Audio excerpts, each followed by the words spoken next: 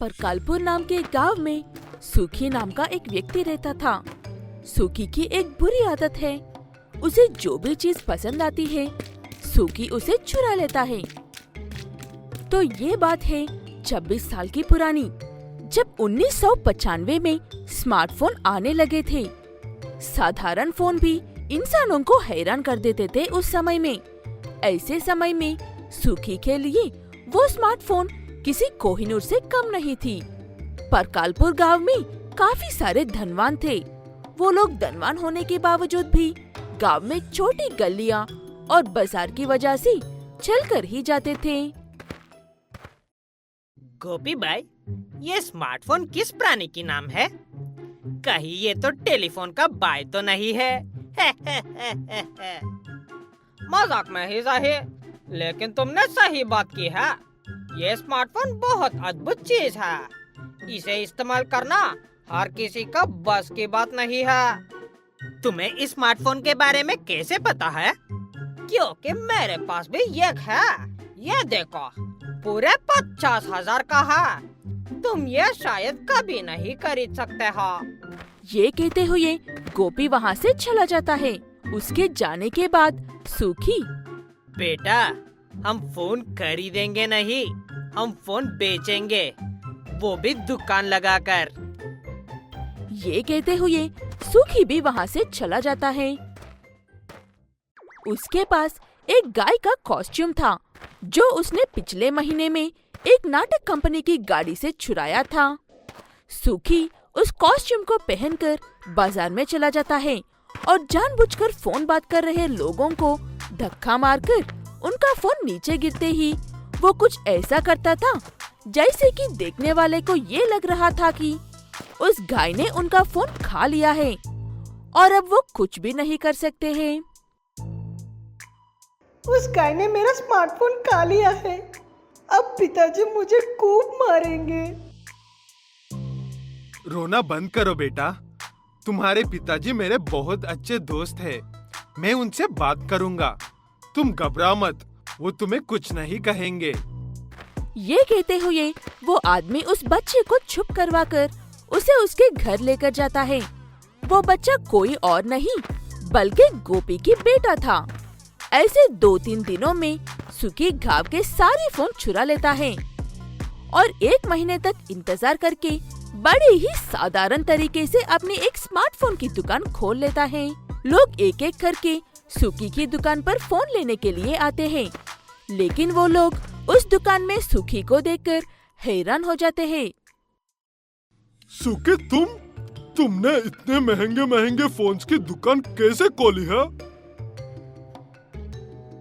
मुझे लगा था कि ये फोन खरीदना तुम्हारा बस की बात ही नहीं है, लेकिन तुमने तो पूरी दुकान ही खरीद कर डाला यार। किसी का हुलिया देखकर उसके औकात के अंदाज मत लगाना, वही आदमी तुम्हारा औकात याद दिला देगा। किसी महान शख्स ने कहा था। वो सब तो ठीक है, लेकिन वो वाला फोन मेरे फोन जैसा लग रहा है। हाँ, और वो वाला मेरा फोन जैसा ही लग रहा है। कंपनी तुम्हारे अकेले के लिए एक एक फोन नहीं बनाती, एक फोन की हजारों कॉपीज होती है। लेना है तो ले, वरना जा यहाँ से। वो आदमी तो अपने लिए एक फोन खरीद कर लेता है, लेकिन गोपी बिना कुछ खरीदे ही वहाँ से चला जाता है, क्योंकि उसे सुखी पर शक हो रहा था। गोपी उन सभी से जाकर मिलकर बात करता है, जिन जिन के फोन अब उनके पास नहीं थे। सबका जवाब एक ही था कि उनके फोन एक गाय ने खा लिया था। गोपी को इस बात का शक था कि कहीं ना कहीं इस सब के पीछे सुखी का हाथ है, लेकिन उसके पास इस बात को कोई सबूत नहीं था। इसीलिए गोपी एक योजना बनाता है और एक नया स्मार्टफोन खरीदता है। ऐसा स्मार्टफोन जो आज तक पारकलपुर के किसी भी व्यक्ति ने नहीं देखा था। गोपी फोन खरीदकर सबसे पहले सुखी को दिखाता है और उसे उसकी खासियत के बारे में बड़ा चढ़ाकर बात करके वहाँ से चला जाता है। इस फोन को तो काना ही पड़ेगा। कहाँ है मेरी गाय? हे हे हे हे हे हे।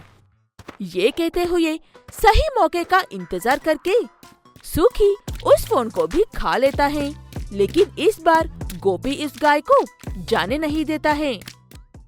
आज नहीं तो कल ये गाय गोबर तो करेगी ना। मैं तब तक इसे अपने पास ही रखूंगा। इसका मालिक आ गए तब भी मैं उससे बात करके इसे जाने नहीं दूंगा।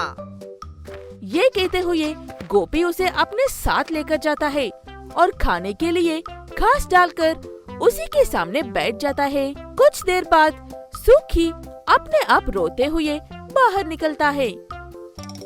मुझसे और नहीं होगा, मेरे पैर दर्द कर रहे हैं और मुझे जोरों की भूख लगी है।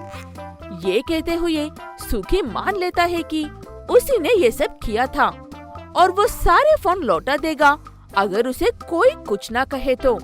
सुखी वैसे ही करता है, सबको उनके फोन लौटा देता है और चुपचाप पुलिस वालों के साथ चला जाता है।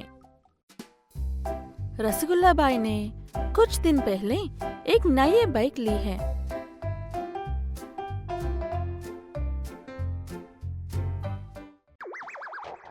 ये तो अच्छी बात है, लेकिन जब से रसगुल्ला बाई ने बाइक ली है तब से जिंगरपुर में पेट्रोल की चोरी हो रही है और सबको रसगुल्ला और उसके दोस्तों पर शक है।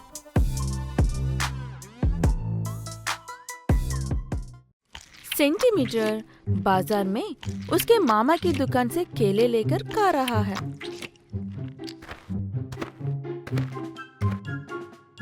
सेंटीमीटर, मुझे सुनने में आ रहा है कि जब से तुम्हारे रसगुल्ला बाई ने नया बाइक ली है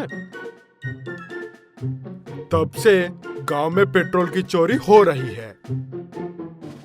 अगर मेरे हाथ लगे तो याद रखना, ये एक एक बूंद की पैसा वसूल करूंगा। वो तो कमीने मुझे उनकी बाइक को छूने तक नहीं देते।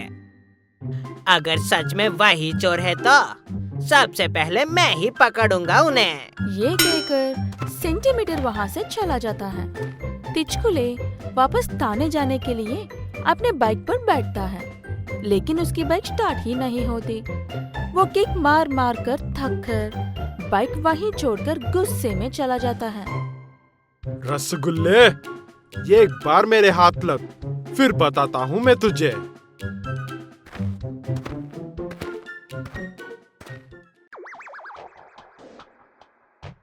एक बंदर अपने हाथ में पेट्रोल से भरा बोतल लेकर रसगुल्ला और मिलीमीटर के पास आ रहा है।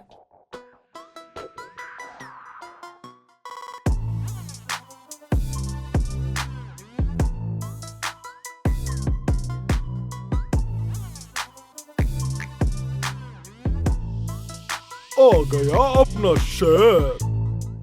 भाई, आप तो सच में पागल हो। वो शेर नहीं है, बंदर है। अब मैंने उसकी तारीफ में कहा था उसे शेर। अब चुपचाप जा और उसका इनाम लेकर आ।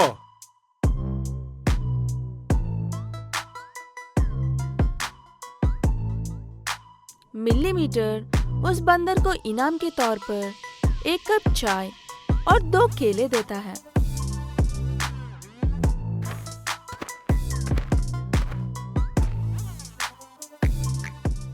सेंटीमीटर चुपके से उन्हें देख लेता है और जाकर तिचकुले को बताता है। तिचकुले सेंटीमीटर के साथ उस बंदर को रेड हैंड पकड़ने के लिए जाता है, लेकिन बंदर तो बंदर होती है, किसी के भी हाथ इतनी आसानी से नहीं लगते हैं। तिचकुले और सेंटीमीटर उसे पकड़ने की कोशिश करते करते थक जाते हैं।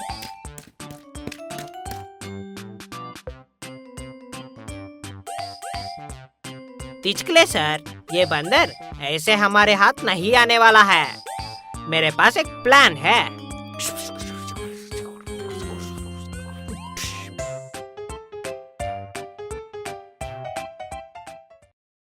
सेंटीमीटर और तिचकुले रसगुल्ला और मिलीमीटर के सामने से गुजरते हुए जानबूझकर बड़े बड़े बातें करते हैं। टिचकले सर, सुना है आपने नई कार ली है? हाँ सेंटीमीटर, नई कार ली है और उसमें 10,000 का पेट्रोल भी डलवाया है। भाई, सुन रहे हो ना? 10,000 का पेट्रोल! इतने पेट्रोल में तो हम 1 साल तक घूम सकते हैं। लगता रसगुल्ला और मिलीमीटर सेंटीमीटर के जाल में फंस गए हैं। रात होते ही रसगुल्ला और मिलीमीटर उस बंदर के साथ टिचकुले के घर आते हैं।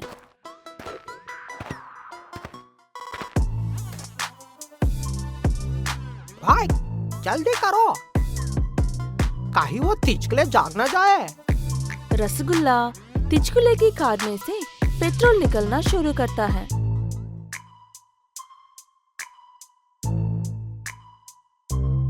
मिलीमीटर और वो बंदर आसपास नजर रख रहे हैं। टिचकुले गुस्से और जोश में रसगुल्ला के सामने आता है। सेंटीमीटर, आ जाओ, हमारा प्लान कामयाब हो गया है। सेंटीमीटर बड़े आराम से सो रहा है। सेंटीमीटर, सेंटीमीटर, कोई बात नहीं, मैं अकेला ही काफी हूँ तुम लोगों के लिए। ये कहकर टिचकुले एक कदम आगे बढ़ते ही वो बंदर उसके सामने आकर उसे डराने लगता है। टिचकुले डर के मारे वहीं रुक जाता है। रसगुल्ला और मिलीमीटर वहाँ से भाग रहे थे, लेकिन गेट के बाहर कुछ लोग उन्हीं का इंतजार कर रहे हैं। तुम्हें कैसा पता चला? सेंटीमीटर ने बताया था हमें। सेंटीमीटर! सब दोनों को खूब मारते हैं।